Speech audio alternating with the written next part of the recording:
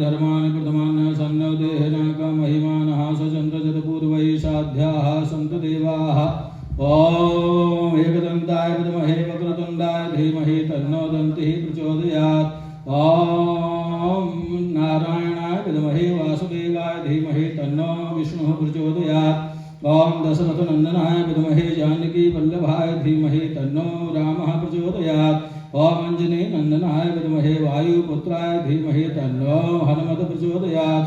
ॐ तत्पुरुषाय विद्महे महादेवाय धीमहि तन्नो रुद्रः प्रचोदयात्। ॐ कात्यायन्यै च विद्महे कन्याकुमारी च धीमहि तन्नो देवी प्रचोदयात्। ॐ नानासुगन्धपुष्पाणि यथा कालोद्भवानि च पुष्पाञ्जलिर्मया दत्त्वा ग्रहणं परमेश्वरः। मन्त्रपुष्पाञ्जलिं समर्पयामि। बोलो भूत भावन भोलेनाथ की जय। माँ जगदम्बा महारानी की जय। श्री राम राजा सरकार की जय। श्री वृंदावन बिहारी लाल की जय। श्री हनुमंत हरि की जय। माँ पीताम्बरा महारानी की जय। श्री विष्णु महापुराण की जय। लक्ष्मी नारायण भगवान की जय। सभी आवाहक प्रतिष्ठित देवी देवताओं की जय। व्यास जी महाराज की जय। गुरु महाराज की जय। संत समाज की जय। माता पिता की जय। काल हर कष्ट हर दुख हर दारिद्र हर हर हर हर महादेव शंभो। ये तीर्थानि वज्रेन्द्र शिखाहस्तान कंगणः तेखागुं सहस्रयोजने वधून्वान तन्मषिः।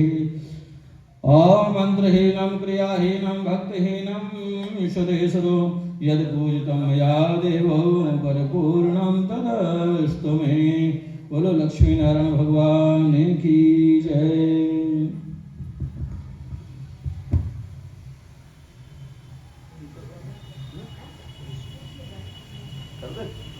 भगवान के नाम में लगते हैं, नहीं तो फिर दूसरी सारी लगती है।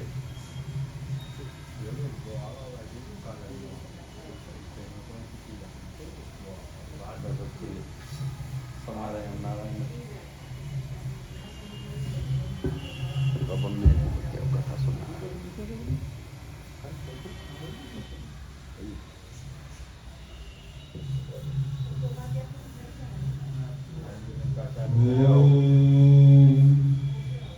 वंदे देवी उमापतिं सुरगुरुं वंदे जगत्कारणं वंदे पन्नगभूषणं मृगधरं वंदे पशूनां पतिं वंदे शूरशशाङ्कवह्निनयनं वंदे मुकुन्दप्रियं वंदे भक्तजनाश्रियं च वरदं वंदे शिवं शङ्करम् अतुलितबलधामं हेमशैलावदेहं धनुजवनकृशानं ज्ञाननामाग्रगण्यं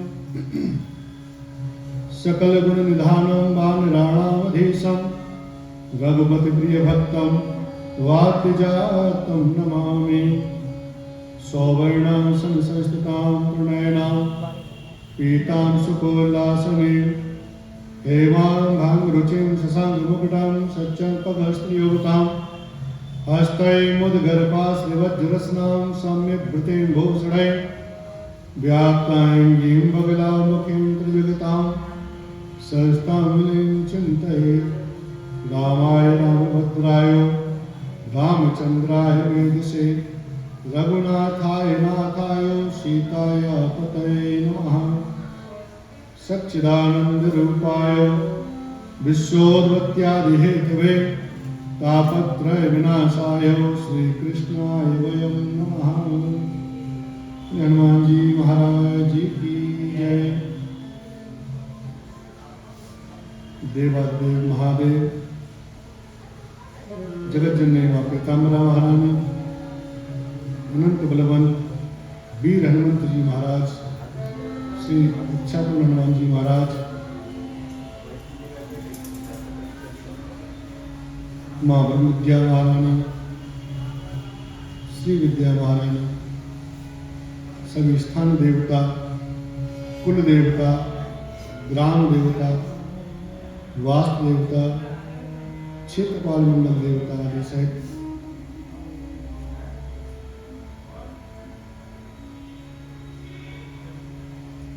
सभी आवाहित देवों को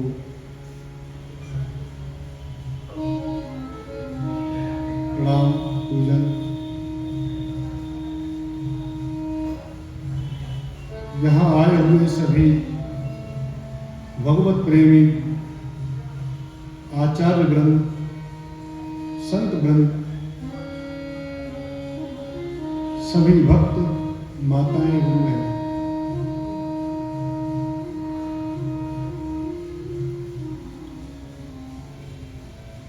नित्य की भांति आज हम श्री विष्णु महापुराण को श्रवण कर रहे हैं। गुरु आज्ञा से नित्य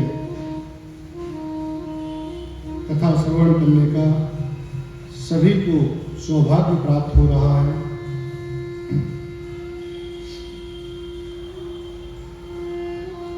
कल हमने विष्णु महापुराण की तमाम कथाओं में से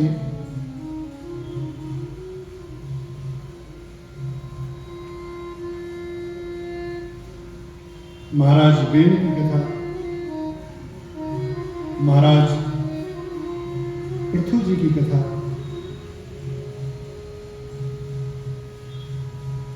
प्रचेताओं का वर्णन,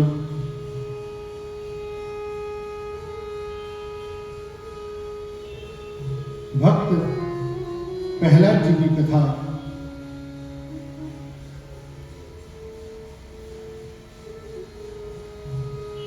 का रसस्वादन किया। भक्त प्रहलाद जी की कथा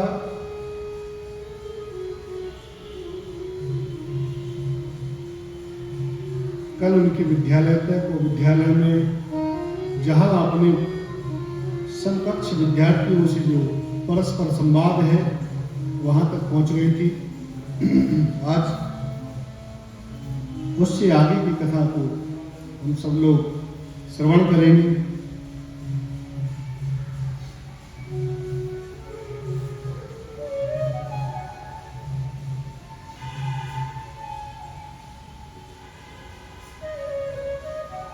जब इस बात का ज्ञान, इस बात की खबर कि प्रहलाद जी अपनी हरि भक्ति, अपनी भगवान के प्रति जो श्रद्धा है वह किसी हालत में कम नहीं कर रहे हैं, तो उसके पिता हिरण्यकशिपु को अब पुनः इतना क्रोध हुआ कि बिना किसी की बात को सुने हुए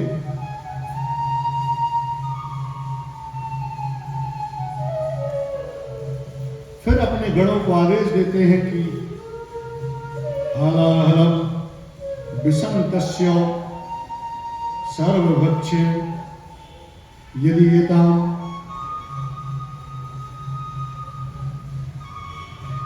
अब जैसे भी हो इस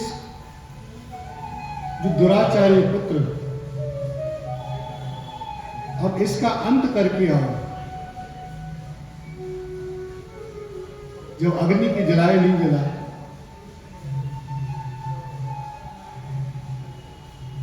तमाम विषधरों के काटने से जो नहीं मरा, अब यहां दोबारा से ये प्रयास करते हैं कि जहर देने से तो निश्चित तौर पर प्राण त्याग देंगे।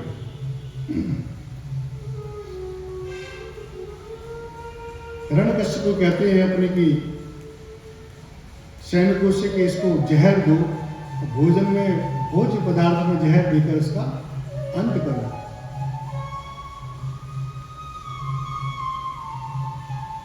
और प्रहलाद जी तो प्रहलाद जी हैं, जैसे ही जहर दिया तो भगवान का प्रसाद जानकर उसका भक्षण कर लिया। और जहर भी इतना प्यारा, इतना सुमधुर लगे कि और मांगते जाए तो और लाओ। सैनिक सोच रहे थे कि शायद एक बार में ही परलोक गमन हो जाएगा, पर भगवान की ऐसी कृपा प्रहलाद जी पर, खूब छक्के खाए और भगवान के चरणामृत को भगवान की तुलसी दल को जैसे प्रसाद समझकर पाते हैं, उसी भावना से उसको पाया तो हरि कृपा से कुछ नहीं। अब जब जहर देने से भी नहीं मरा तो यहां पुनः शुक्राचार्य जी का आगमन होता है। शुक्राचार्य जी कहते हैं कि राजन, एक बार पुनः इसको अब मेरे गुरुकुल में भेजो, हम श्रेष्ठ आचार्यों के द्वारा इसको शिक्षा का पान करवाएंगे, शायद ये सीख जाए। शुक्राचार्य जी के यहाँ आश्रम में गए। शुक्राचार्य जी ने नाना प्रकार से समझाया, नाना प्रकार से पढ़ाया। शुक्राचार्य जी की बात में पुनः कुछ पुरोहित वहां आए। उन पुरोहितों ने यहां समझाना शुरू किया, किम देवै किमन तन्ने किमन मन में तवाश्रयः पिता ते सर्वलोकानां तम तथैव भविष्यति। कह रहे पुत्र, क्यों व्यर्थ में पड़े हो? जो उनके यहाँ जो आचार्य गण हैं, जो पुरोहित गण हैं, वो आज भक्त प्रहलाद जी को समझा रहे हैं कि क्या आखिर क्या तुम्हें लाभ, उसका प्रयोजन क्या होगा, क्या इससे फायदा है। आप जो अपने पिता की जो शत्रु है उनकी तपस्या कर रहे हैं। भाई तपस्या करने से कुछ ना कुछ लाभ हो तब तो करना चाहिए ना। क्या एक बताओ, अच्छा लाभ बताओ, क्या ऐसा लाभ होगा जिसको करने से आपको ऐसा लाभ हो कि जो पहले से ना हो। भाई भक्ति इसके लिए की जाती है कि आप ऊर्ध्व गति में जाएं, आपको अच्छा साधन प्राप्त हो, आपको अच्छी चीजें प्राप्त हो, आपको अच्छा महल प्राप्त हो, आपको यश प्राप्त हो, आपको जो आप चाहते हैं उससे अधिक तो आपके पास पहले ही है। लोग भक्ति करते हैं कि भजन करके हिरण्यकशिपु के यहां जन्म मिले, आपको पहले मिल चुका है। लोग प्रार्थना करते हैं कि हिरण्यकशिपु के यहां जन्म मिले और जो सब सुख है उसे भोग के यहां आनंद के तौर पर रह सकें। जो जो चाहते हैं वो तो पहले से है आपके पास। अब और आप ऐसी क्या सामान्य चीज चाहते हैं, ऐसी विशेष चीज क्या चाहते हैं कि जो भगवान से आप प्राप्त करना चाहते हैं।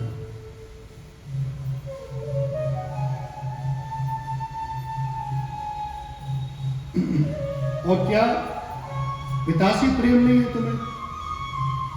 इमोशनल ब्लैकमेल यहाँ जो वहां पुरोहित हैं वो सब कर रहे हैं। कितने अच्छे पिता हैं आपके, कितना प्रेम करते हैं। हम सभी असुर जो कुल है हम सबको बड़ा प्रेम करते हैं, सभी दैत्य समुदाय को बड़ा प्रेम करते हैं, हम सबका ध्यान करते हैं। आपको कितना प्रेम करते हैं? तो आपको चाहिए कि ये सब चीज छोड़ो और भगवान की भक्ति छोड़कर आप अपने पिता की भक्ति में रख लो। पिता जैसा कहते हैं वैसा करो, उनकी प्रसन्नता के लिए ही आपको आगे का जीवन निकालना चाहिए, पिता की भक्ति के लिए। प्रहलाद जी कहते हैं गुरु रूपाणि सर्वेषां पिता परमो गुरु। यहां उन्होंने अपनी इस बात को नहीं कहा था कि पिता परम गुरु है। उन्होंने कहा कि बिल्कुल आप जिस बात को आप कह रहे हैं कि पिता की भक्ति करनी चाहिए, बिल्कुल करनी चाहिए। माता पिता परम गुरु हैं, ऐसा शास्त्र कहते हैं। भगवान आप जो गुरुदेव जो रोहित जी बता रहे हैं, इस बात को हम स्वीकार कर रहे हैं कि पिता परम गुरु हैं। पिता गुरु संदेह पूजनीय प्रियतमतः।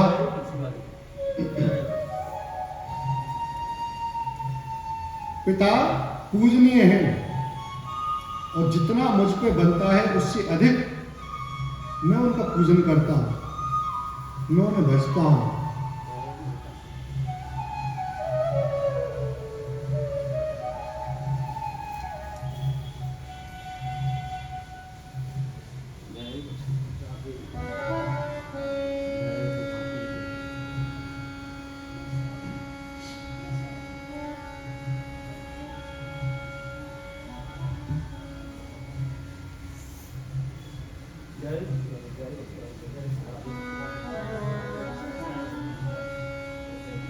आपने जो जो बात मुझे बताई है, मैं कोई भी बात आपकी काट नहीं रहा। आपने जो बताया सब सत्य बताया। पिता गुरु हैं, पिता गुरु तुल्य हैं, पिता प्रथम पूजनीय है, पिता सर्व पूजनीय है। सब बात मैं मान तो रहा हूं आपकी बात। कहां कोई मेरी कमी रह रही है? मैंने कभी ऐसा नहीं कहा कि पिता को मत पूजो। मैंने तो केवल ये कहा कि परम पिता को भी पूजो। मैंने जो पीछे कल जो कथा में ज्ञान दिया वो वही कहा ना कि परम पिता को भी पूजो। तो पुरोहित कहते हैं कि इससे लाभ क्या है? क्या लाभ होगा तुम्हें? तो कहे यथो धर्म कामाख्यम मुक्तिश्चापि फलम द्विजः। धर्म, अर्थ, काम और मोक्ष ही आचार, ये चारों चीजें में जो इंसान के द्वारा देने लायक है वह सब दे सकते हैं, पर मोक्ष तो ईश्वर हरि के हाथ में है ना, वह कौन देगा? तो मोक्ष की कामना से भी ईश्वर को भजना चाहिए। बाकी पिता जो बता रहे हैं उनकी बात का बिल्कुल मैंने कभी खंडन नहीं किया। यहां परस्पर संवाद हो रहा है आचार्य और प्रहलाद जी के बीच में। जब देखा कि मान ही नहीं रहे, बहुत देर से समझा रहे हैं, समझाते जा रहे हैं, हर प्रकार से समझाते समझाते आखिर पुरोहितगण यहां प्रहलाद जी से गुस्सा होने लगा।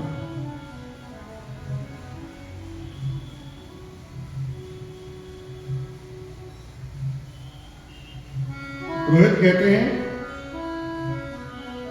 भूयोन भक्षामि तवेकम ने ज्ञात बुद्धस्य बुद्धिमान तथा कृत्वा विनाशत्वम तब भक्षा दुर्मते। क्या है दुर्बुद्धि बालक, मैंने तुम्हें जलने से बचाया अग्नि में से, और यदि मैं नहीं जाता तो तुम यहां होते भी नहीं। तुम्हारे प्राणों की रक्षा मैंने की, तुम मेरी बात क्यों काट रहे हो? दुर्बुद्धि हो तुम, धूर्त इंसान हो। जाने क्या क्या कहकर आचार्यों ने वहां फटकारा, वहां के पुरोहितों ने प्रहलाद जी को फटकारा। प्रहलाद जी ने सुनते ही बड़े मुस्कुराते हुए कहा के हन्यते जंतुर का के निरक्षसे। कह रहे गुरुदेव, कोई किसी को मार सकता है क्या? आप तो सबको ज्ञान देने वाले हैं, आप सबको बताने वाले हैं, आप भी इस प्रकार की बात कर रहे हैं कि मैंने बचाया, आपने बचा लिया मुझे। अच्छा, आपने उस दिन नहीं बचाया जिस दिन सर्पों ने डसा, पर डस पाए क्या? पहाड़ से फेंका गया तब तो नहीं बचाया आपने, तो गिरे क्या? आप बचाएंगे? आप होते कौन है मुझे बचाने वाले? और कौन किसे बचा सकता है, कौन किसे मार सकता है? यदि मारने वाले आप हैं, बचाने वाले आप हैं, तो आप ही भगवान हो गए ना फिर तो। अच्छा, कोई किसी को बचा सकता है? हानि लाभ जीवन मरण, हानि लाभ जीवन मरण जस अपजस विधि हाथ। ये 6 चीजें विधाता के हाथ में है। कोई हानि हो गई तो अगर ऐसा नहीं करते तो हानि बच जाती। कोई बचा सकता हानि होने से? आज हमने ऐसा किया इसलिए बड़ा लाभ हुआ, तुम लाभ करने वाले हो कि ये लाभ करने वाले हो?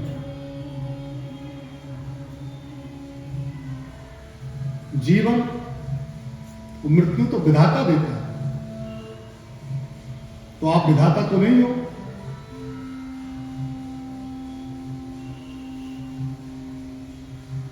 आचार्य को परम गुस्सा, यहां परम रोष आया।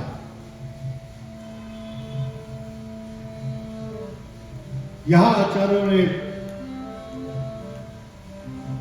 त्रिशूल जैसा लेकर एक शूल और प्रहलाद जी की छाती पर दे मारा। वह त्रिशूल जैसे छाती के पास आया और छाती के पास आते ही वह त्रिशूल टूट गया। वहां से एक अग्नि, परम अग्नि इतना तेज निकला कि उस अग्नि से, उस विद्युत से आज सभी आचार्यों ने तत्काल मृत्यु को प्राप्त हो।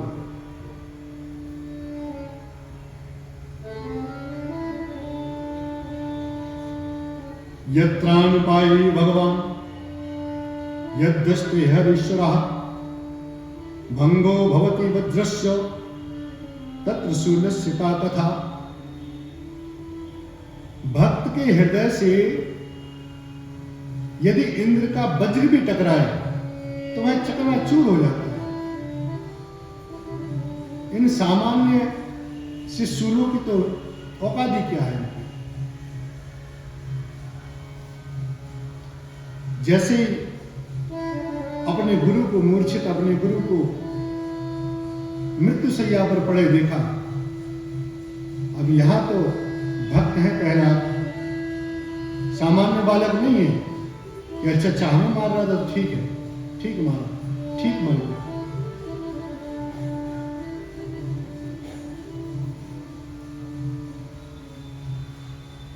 करुणा निधान को आंखें भर भर के रोने लगे कि भगवान यदि मैंने किंचित भी भक्ति की हो, यदि मैंने आपकी थोड़ी भी भक्ति की तो उस भक्ति का आज मुझे फल दे। और ये मेरे जो पुरोहित हैं इनको पुनः जीवित कर। आप देखिए भगवान की भक्तों की कथा। जब आप भक्ति करते हैं तो आपके हृदय में करुणा आती है। जब आप भक्ति करते तो आपके हृदय में वो प्रेम आता है, भक्ति से अपार ज्ञान आता है। ज्ञान कौन? सद्ज्ञान, सद्भक्ति, सद्वृत्ति, इनका आगमन।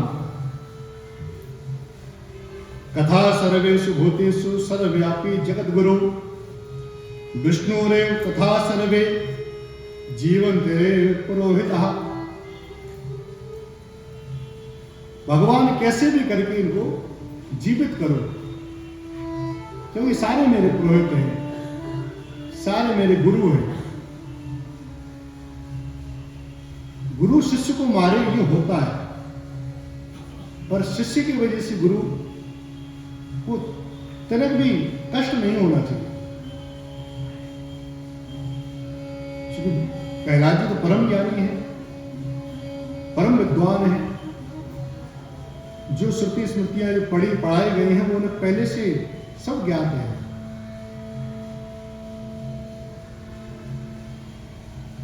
भगवान भी बड़े प्रसन्न आज वहीं से आशीर्वाद दे रहे हैं। जैसे ही आशीर्वाद दिया जगने का, उठने का, सभी पुरोहित खड़े होकर सबसे पहले कहते हैं दीर्घायु प्रतिहत्रो दीर्घायु रतिहतो बल वीर समन्विता पुत्र पौताज धनुर्धारे युक्तो वत्स अवत वसः। हे पुत्र, तुम दीर्घायु हो, पुत्र पौत्रवान हो। आप इतने करुणा से भरे हैं। यहां आचार्यों ने बड़ी प्रहलाद जी की बड़ाई की कि प्रहलाद जी यदि भक्त हो तो आप जैसा हो, और पितृ भक्त हो वो भी आप जैसा हो। कहीं आपने कोई गलत कार्य नहीं किया। हमारी तरफ से आपको आशीर्वाद है कि पुत्र पौत्र आदि के साथ आप सदैव प्रसन्न रहें। ऐसा कहते हुए पुरोहित वहां से चले गए सर, जंगल चले गए। अब ये सब जब उनके पिता को पता चला कि भाई आज भी नहीं हो रहा है, अभी भी नहीं मान रहा है, क्या कारण है आज से? पिता उसको जो है बड़े प्रेम से बुलाते हैं, कहते हैं बेटा कोई तो ऐसा मंत्र जान गए हो तुम, कोई तो ऐसी क्रिया जान गए हो जिससे तुम किसी के बस में नहीं आ रहे हो। तो कौन सी क्रिया है, कौन सा मंत्र है, हमें भी तो बताओ जरा। न मंत्रादि कृतम ताता न चा नैसर्ग को ममा प्रभाव एव सामन प्रभाव एस सामन्यो तस्य इच्छितो हृदय तस्य यस्य अच्युतो हृदय न मंत्रो कृतम ताता। हे तात, कोई भी ऐसा मंत्र नहीं है जिससे मैं ऐसा करता हूं, ना मुझे कैसे ऐसा पता। केवल अच्युत हृदय, केवल भगवान को मैंने हृदय में बसाया है। और एक ही मंत्र ऐसा है, मुझे तो लगता है केवल उसी मंत्र से ये सारा प्रभाव हो रहा है पिताजी, और बाकी शायद कोई दूसरा ऐसा मंत्र है ही नहीं। हम तो चाहते हैं पिताजी आप भी बसा लो, आप भी यही मंत्र हृदय में रख लो, तो आप भी निश्चित, हम भी निश्चित। आनंद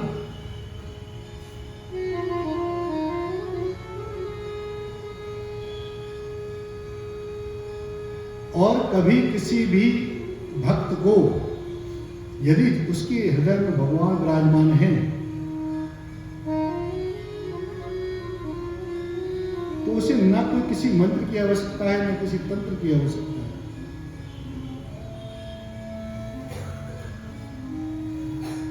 कर्मणः मनसा वाचा परपीड़ां करोति यः तद्बीजं जनुफलानि प्रभूति तस्य च शुभम्। और यदि कोई सदकर्म किए जाए तो कोई उसका कुछ बाल वाका भी नहीं कर सकता है। पिताजी मैंने कोई ऐसा दुष्कर्म नहीं किया है जिससे मुझसे हरि गुस्सा हो, मुझसे कोई हरि उठे, भगवान विष्णु मुझसे रूठ जाए, ऐसा कोई कर्म भी नहीं किया है, ऐसा कोई मंत्र भी नहीं आता है। हाँ, अगर कोई गलत कर्म करे तो उसके हृदय में फिर भगवान निवास नहीं करते हैं, वहां अहित हो जाता है। एसां सर्वेषु भूतेषु भक्ति रव्य चारणी कर्तव्या पाणिताव्यात्वा सर्वभूत मयम हरिम।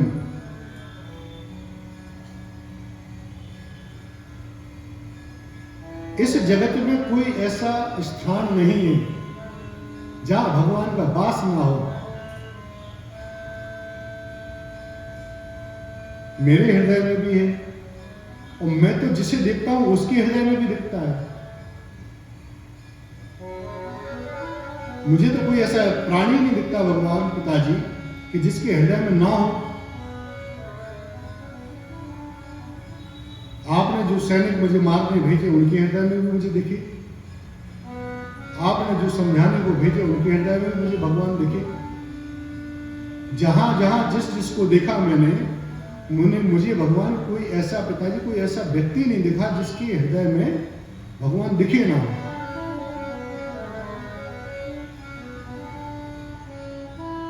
इति श्रुत्वा सा देवेन्द्र प्रसाद शिखरे स्थितः। अब तो वैसे क्रोध से भरा और क्रोध बढ़ा।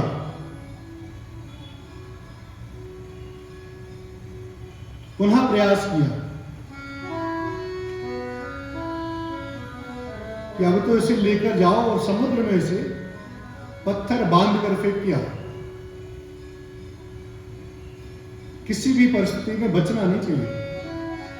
आदेश दिया है ऐसा, इसको लेके जाओ और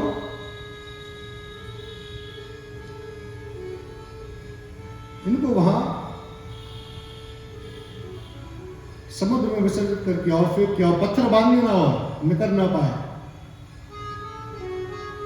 किसी भी हालत में लौट के ना आए। समुद्र में डालने से भी नहीं मरे, अग्नि से जलाने से भी नहीं मरे, सर्प के काटने से भी नहीं मरे, पहाड़ के फेंकने से जो नहीं मरे, जहर के देने से नहीं मरे। यहां पूछते हैं कि बताओ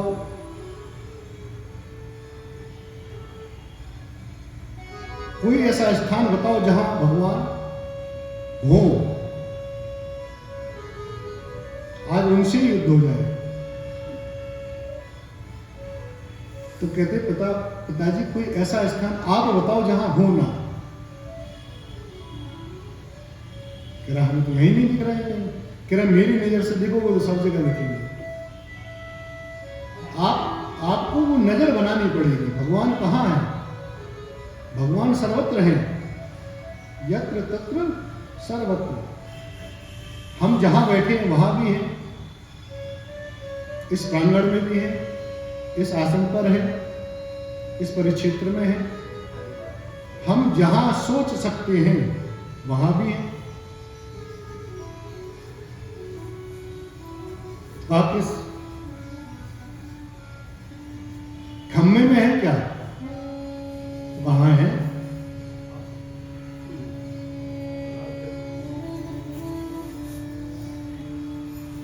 यहां जैसे अपना वज्र उठाकर उस खम्भे में मारा कि मारते ही वहां से भगवान का नरसिंह अवतार, भगवान नरसिंह भगवान बनकर यहां प्रकट हो गए। नरसिंह भगवान की जय।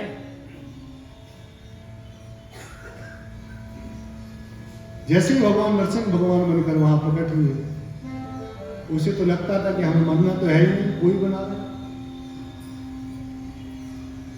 अब चूंकि यहाँ इस पुराण में संक्षिप्त इस कथन को कहा गया है, यहाँ अन्य पुराणों में बड़ी विस्तार से कथा है,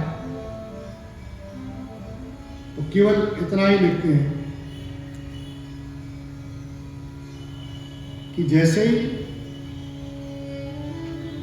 वहां उन्होंने प्रहार किया,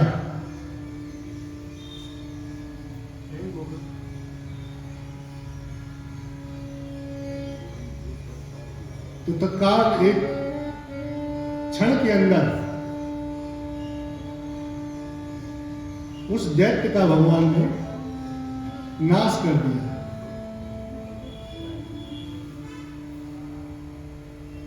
मृत्यु सैया पर लगा दिया एक क्षण में।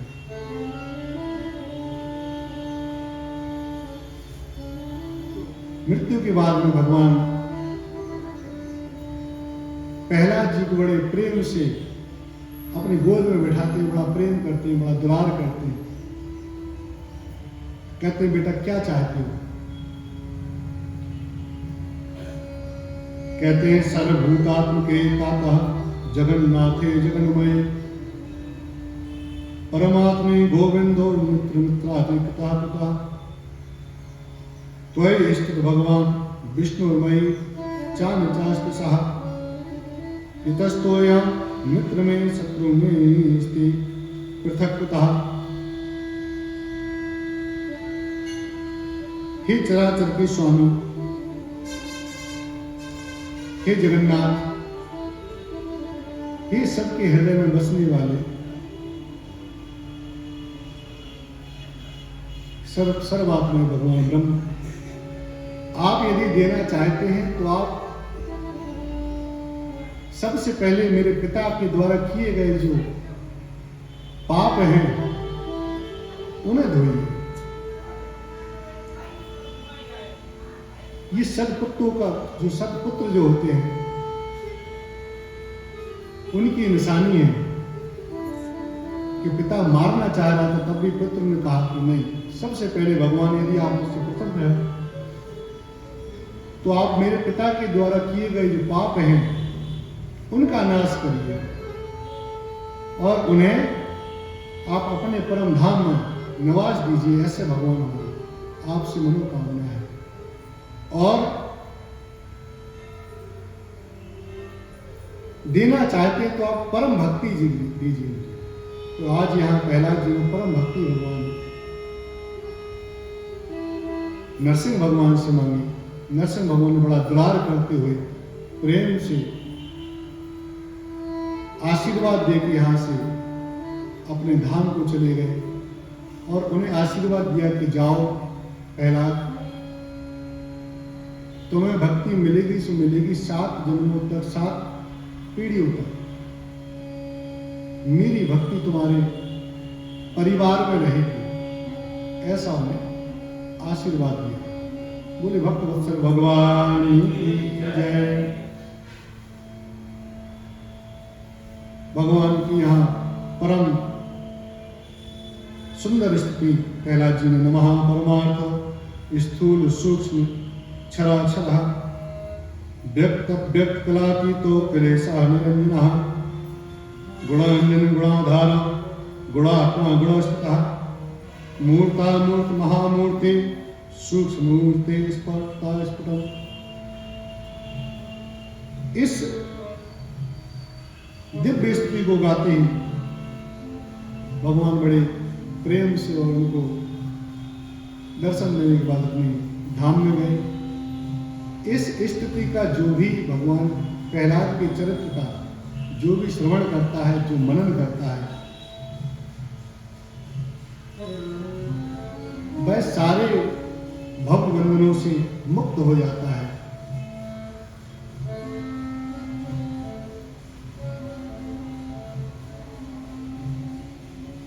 प्रहलादं सकलापास्तु तथा रक्षन्ति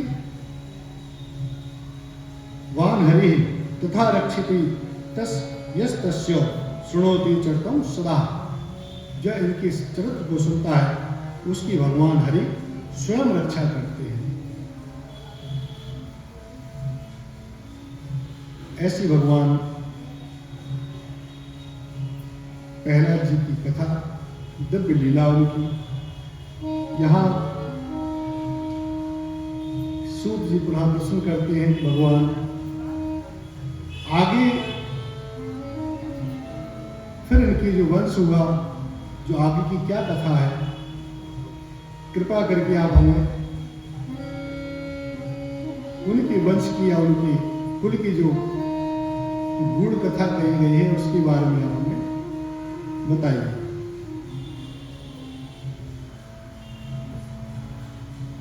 तो कहते हैं प्रहलाद जी के फिर एक पुत्र हुए जिनका नाम विरोचन, विरोचन जी के नाम से बड़े प्रहलाद बड़े विख्यात हुए। विलोचन जी के पुत्र हुए महाराज बलि।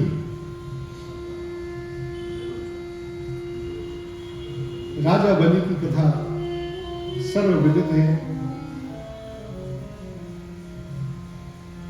राजा बलि के 100 पुत्र हुए।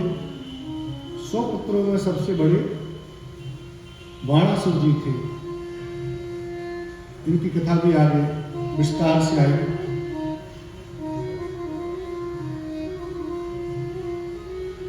यहाँ अन्य विस्तार के बारे में पाराशर जी लिखते हैं कि यहाँ कश्यप जी की एक स्त्री जिनका नाम धनु था,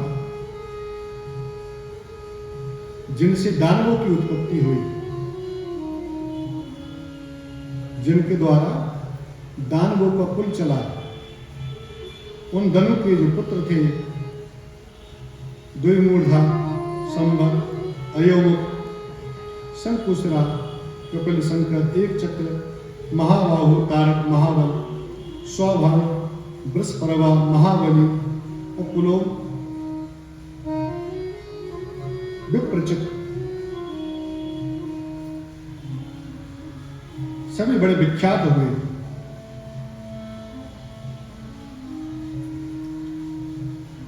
कश्यप जी की एक पत्नी ताम्रा नाम की एक पत्नी थी। यहाँ से सृष्टि की जो वृद्धि हो रही है वह वृद्धि दिखाई देती है। सामान्य तौर पर ऐसी कथाएं, ऐसी चर्चाएं विनय जी आती नहीं है।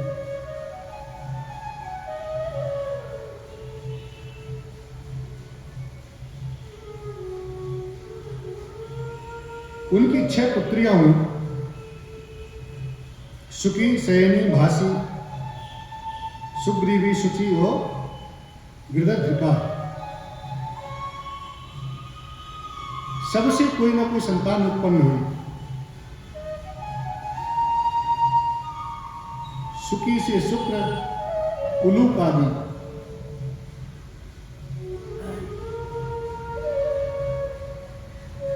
काक, कौवे आदि, सैनी से बाज आदि की उत्पत्ति हुई। भासी से भास आदि की, गृदकाशिका से गिद्धों की, और शुचि से जल के जो पक्षीगण आदि होते हैं उनकी। सुग्रीवी से अश्व, ऊष्ट और गधर्वों की उत्पत्ति हुई। विनीता से गरुण जी की और अरुण, गरुण और अरुण, विनीता से उत्पत्ति हुई। भगवान अरुण जी तो विदित हैं, गरुण जी भगवान के परम पार्षद हैं। उनकी कथा आगे विस्तार से आएगी।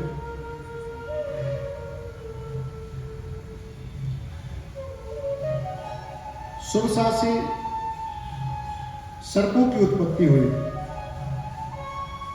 और कद्रू से भी महाबली, अमित, तेजस्वी तमाम सर्पों की उत्पत्ति हुई। कद्रू से जो सर्पों की उत्पत्ति हुई उनके शेष, वासुकी, तक्षक, शंखश्वेत, महापद्म, कंबल, अश्वतर, एलापुत्र, नाग, करकोटक और धनंजय आदि नाम के जो सर्प हैं उनकी उत्पत्ति कद्रू जी से हुई।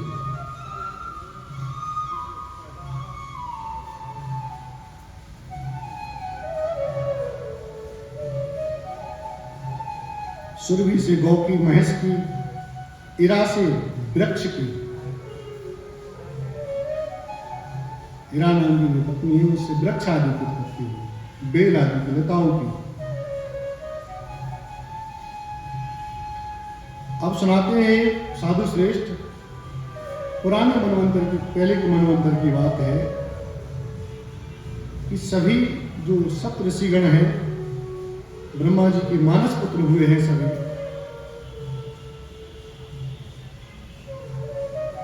इन्हीं से गंधर्व, नागदेव आदि की, पितरों आदि की उत्पत्ति हुई है।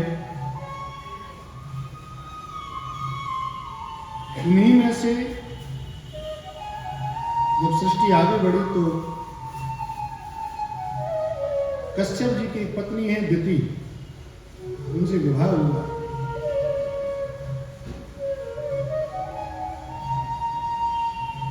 तो दिति जी ने कश्यप जी से मांगा वर कि भगवान यदि पुत्र हो तो ऐसा पराक्रमी हो जिससे इंद्र भी हार जाए।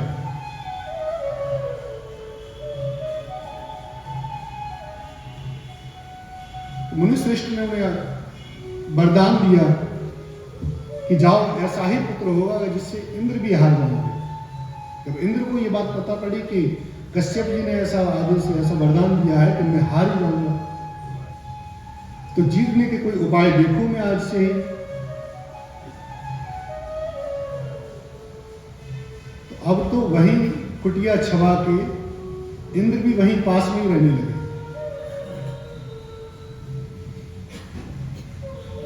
कश्यप जी ने अपनी भार्या से कहा कि तुम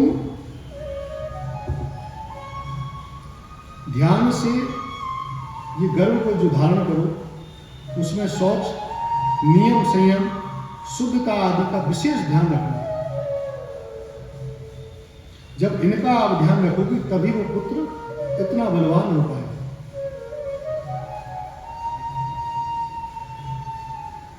इंद्र ने भी बैकुटिया छवा के एक एक छोटी छोटी चीज में कमी निकाले साहब, कि कोई तो एक छोटी चीज मिल जाएगी जिससे मुनि की बात कट रहेगी। उनका मेरा भी संघार निश्चित है, निश्चित तौर पर ये गद्दी आसन छूट जाएगा। पर सजगता के साथ इंद्र जब तक गर्भ में रहे, गर्भ धारित रही दुति जी, तब तक वहीं बैठे रहे एक चित्त। आज देखते हैं इंद्र भगवान, एक छोटा सा मौका मिला, बहुत छोटा सा।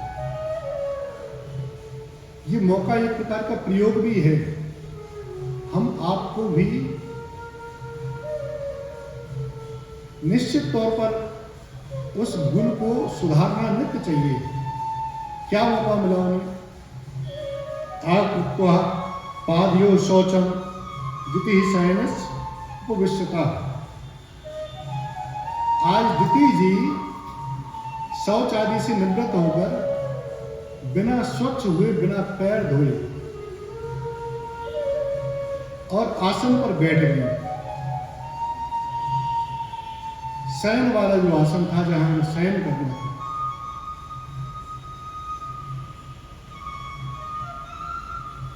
निश्चित तौर पर जहां शयन करते वहां वो इतना स्वच्छ हो,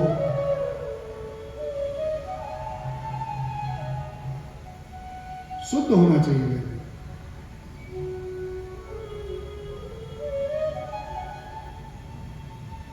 सबको ये ध्यान रखना चाहिए कि विशेष तौर पर गर्भ धारण के दौरान कि आसन शुद्ध रहे, शयन आसन शुद्ध रहे, जहां स्वयं इतना शुद्ध हो कि ईश्वर भी वहां विराजमान हो सके। पर जहां अशुद्ध आसन होता है, वहां इंद्र भगवान को एक मौका मिला। मौका मिलते ही कुक्ष में धारण, कुक्ष के अंदर प्रवेश कर गए। वो जो गर्भ पल रहा, उस गर्भ के 7 टुकड़े कर दिए, 7 टुकड़े कर दिए। जैसे 7 टुकड़े किए तो वो गर्भ में ही वह बालक इतना रोया, इतना रोया कि रोने से इंद्र भगवान को कंपन हुए। उन्होंने फिर पुनः प्रत्येक एक में फिर 7 टुकड़े किए।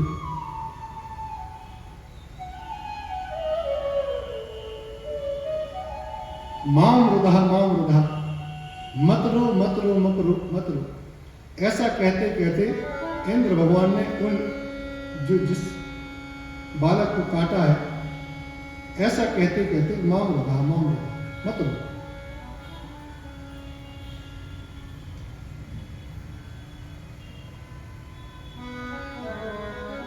मत रो कहते से उनका नाम मरुत पड़ा। मरुत 49 प्रकार के मरुत कहे गए हैं। मरुत एक प्रकार से यदि कहा जाए तो मरुत 49 प्रकार की हवाएं हैं। 49 प्रकार की जो वायु है वह 49 प्रकार की होती है। ये वही मरुत हैं जिन्होंने लंका जलाने में बड़ा प्रमुख योगदान दिया था। हनुमान जी महाराज ने क्या किया? हनुमान जी महाराज ने पूंछ में आग लगा के केवल अग्नि घर में स्पर्श करा, पर हरि इच्छा से चले मरुत। 49 प्रकार की जो हवाएं हैं वह क्या करते थे? यहां से अग्नि उठाते यहां लगा दी, बगल वाला लगा दी। ध्यान करते थे कि ऐसा नहीं बगल वाला छूट जाए। ये भी ध्यान करना है कि ऐसा ना हो कि विभीषण जी का जल जाए। तो 49 प्रकार के मरुत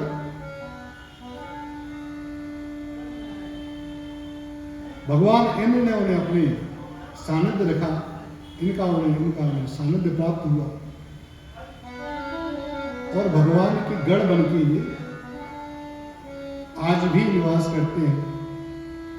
आज भी आचार्य आदि जब पूजन करते हैं तो क्षेत्रपाल आदि पूजन में मरुत गणों का पूजन होता है। 49 प्रकार की जो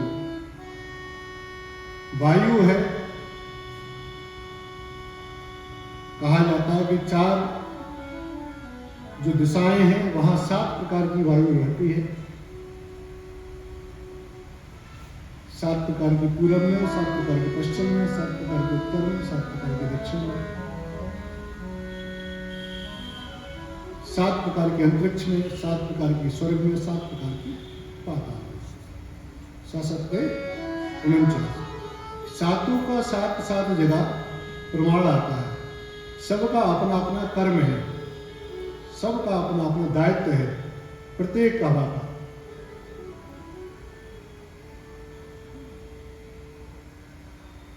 इनके यही वह मर्द हैं जिनके होने मात्र से भगवान ने, हनुमान जी महाराज ने लंका पर विजय पाई।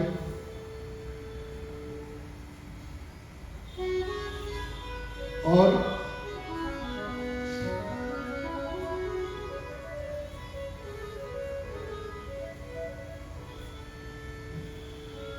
इंद्र भगवान ने अपने साथ लेकर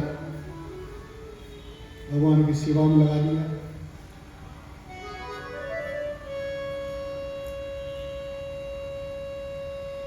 इसके बाद में प्रियव्रत जी का वर्णन आता है।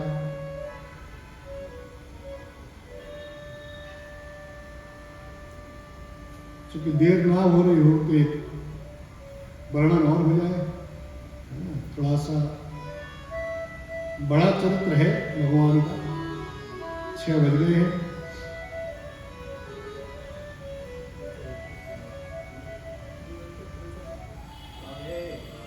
विराम भी है यहाँ पर वैसे तो, और जैसा भक्त कहेंगे यदि इच्छा हो तो।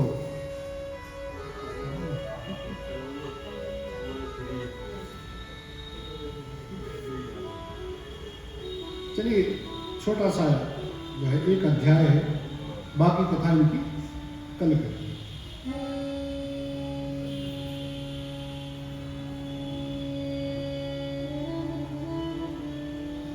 क्योंकि कल परसों हम लोगों ने संभवतः ध्रुव जी का वर्णन सुना था। उत्तानपाद जी की कथा सर्वविदित है।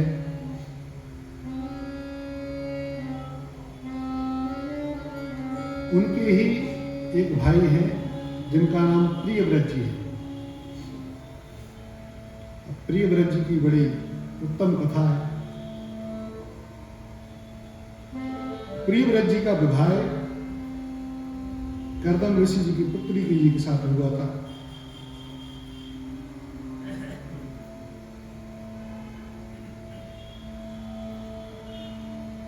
प्रियव्रत जी की 10 पुत्र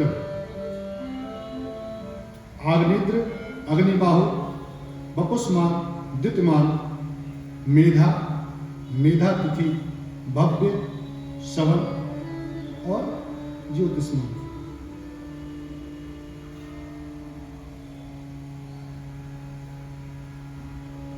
दस पुत्र हुए हैं। उनके जो 3 पुत्र थे, मेधा, अग्निबाहु और पुत्र,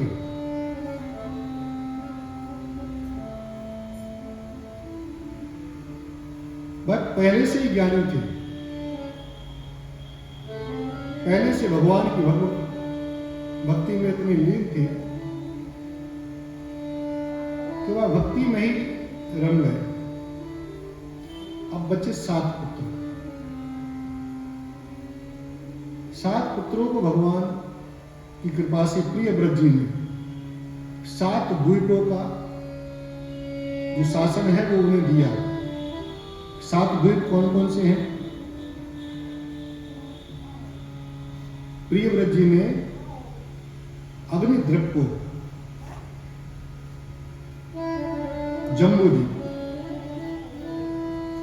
जिसकी कथा आगे विस्तार से आएगी हम लोगों की, जो हमारा जो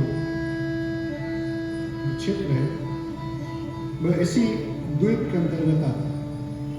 मेधातिथि को प्लक्ष, सलमद्वीप बापुष्मान जी को, ज्योतिष्मान जी को कुशद्वीप, द्युतमान जी को क्रौंच द्वीप, भव्य को शाक द्वीप और सवन जी को पुष्कर द्वीप। अब जम्बू द्वीप के जो राजा हुए हैं उनका नाम आग्नेय। उनके 9 पुत्र हुए हैं।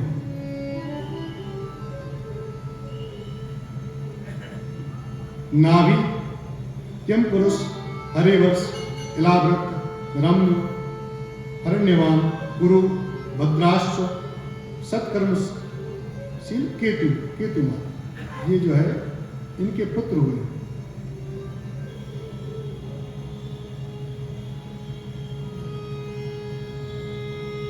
अब जम्बू द्वीप में भी, चूंकि जम्बू द्वीप इतना बड़ा है तो उसमें भी फिर भाग किए गए।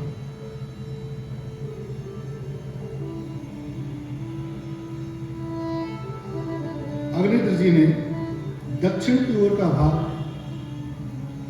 जिसे हिमवर्ष, वर्तमान में भारतवर्ष जिसको कहा जाता है, वो नाभि जी को दे दिया। किमपुरुष जी को हेमकूट, हरिवर्ष जी को 69 वर्ष, मध्य में जो मेरु पर्वत है वह इलावृत, वो इलावृत जी को दिया। नीलाचल से लगा हुआ वो क्षेत्र जो है वो रम्य जी को दिया गया। अब श्वेत वर्ष हिमवान जी को दिया गया।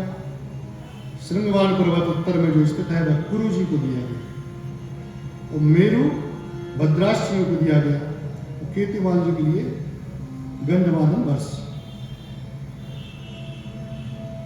अब यहां नाभि नाम के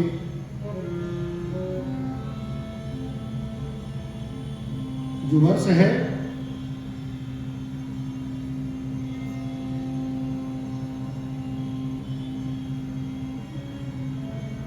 जो हिमवान नाम का जो वर्ष है वो नाभि जी का वहां राजत्व, महाराजा नाभि जी को बनाया गया। नाभि जी की पत्नी मेरु देवी, मेरु देवी जी से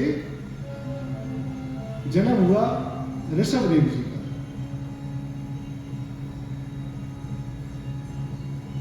ऋषभ देव जी से भरत जी का जन्म हुआ।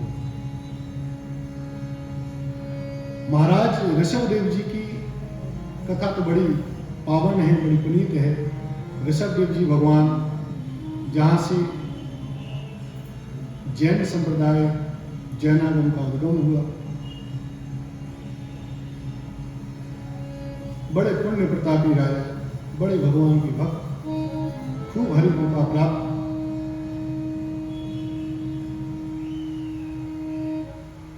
ऋषभ देव जी ने देखा कि उनके पुत्र भरत जी जब योग्य और बड़े हो गए तो उन्होंने अपना राजकाज सब भरत जी को देकर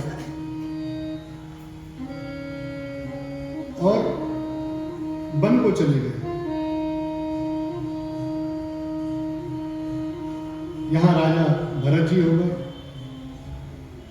वहां तपस्या करते करते उनका जो शरीर है वह क्षीण हो गया और अंत में नग्नोवीटा मुखे कृत्वा वीराध्यं ततो गतः तताश्च भरतं वर्षं तल्लोके सुगीयते। नग्नवीटा, वहां जो है आखिरी में अपने नग्न अवस्था में मुख में शालिग्राम जी को रखकर भगवान का नाम लेकर अपने देह को त्याग दिया।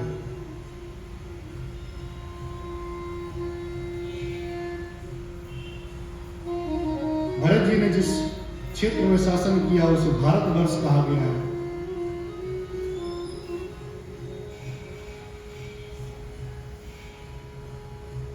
भारतवर्ष की फिर आगे की चुकी कथा बड़ी विस्तृत है, उसको सूक्ष्म नहीं किया जा सकता। उसकी कथा का हम बाकी कल श्रवण करेंगे। आज की कथा, अब ये कुछ लोग कह रहे हैं कि हमारा तो थोड़ा जल्दी कर लिया करो, दुकान का टाइम होता है, किसी को दुकान